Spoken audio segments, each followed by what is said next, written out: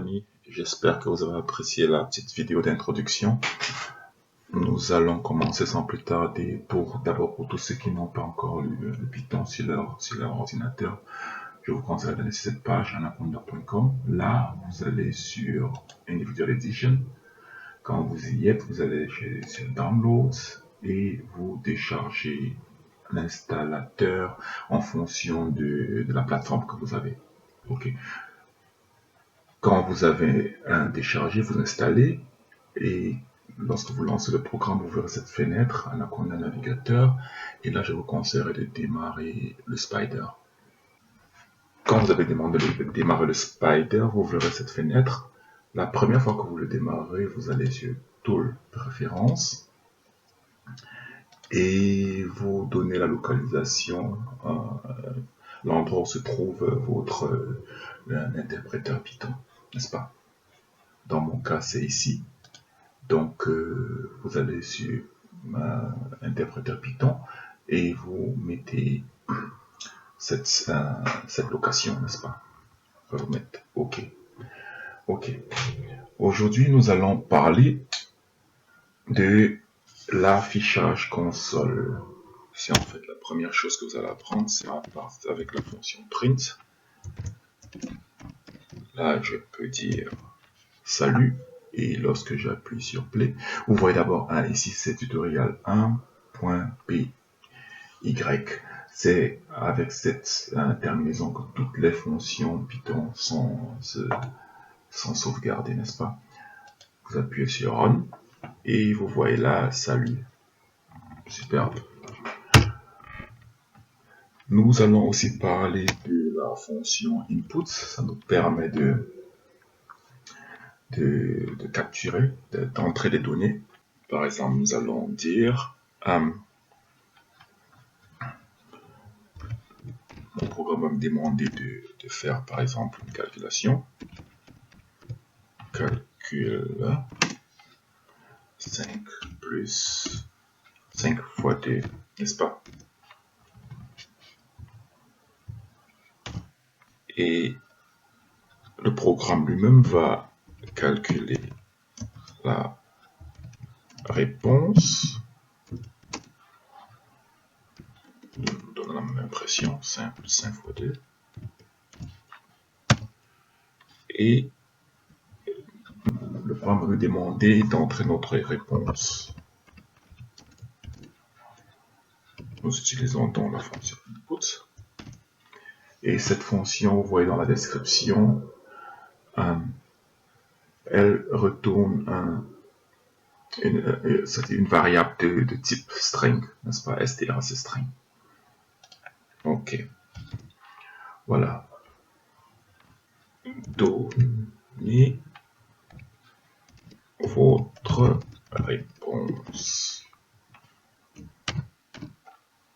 N'est-ce pas? Donc, je vais entrer ma réponse et cette réponse va être sauvegardée dans la variable réponse. Notre programme est assez intelligent et il va donc faire une comparaison entre notre réponse et la sienne. Si les réponses sont égales,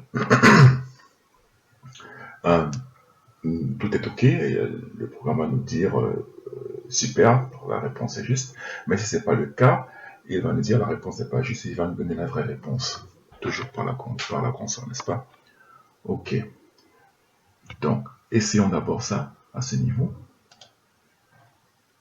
Nous voyons là, calcul ça.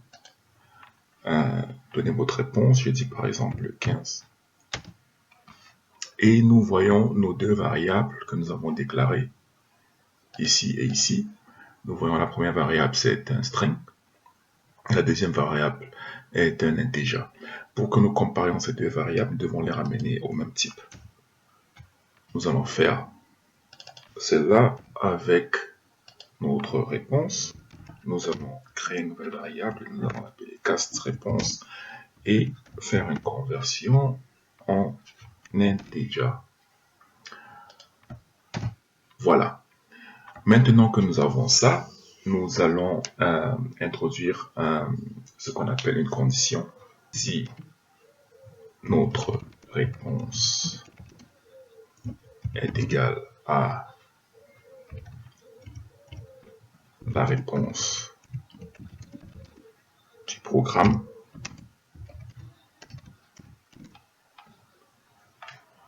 tout est OK, n'est-ce pas? Nous allons écrire ça en Python, ça veut dire if notre réponse, cast réponse, est égale à la réponse du programme. Nous allons écrire sur la console, bravo.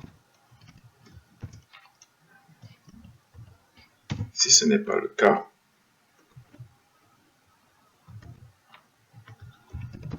nous avons un else, ce sera un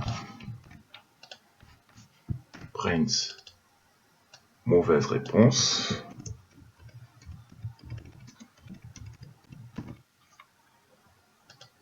et la bonne réponse sera affichée.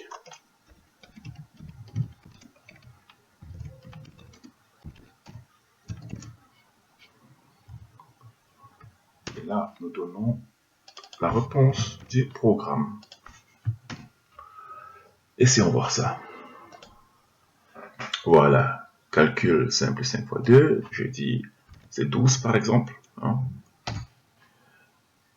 Et là, vous voyez, mauvaise réponse, la réponse est 15. Maintenant, nous essayons en donnant la bonne réponse. Donnez votre réponse, 15. Et vous voyez, là, bravo. Ça veut dire notre programme a bien fonctionné. Si vous avez d'autres questions, n'hésitez pas à nous contacter dans la rubrique contact. À la prochaine.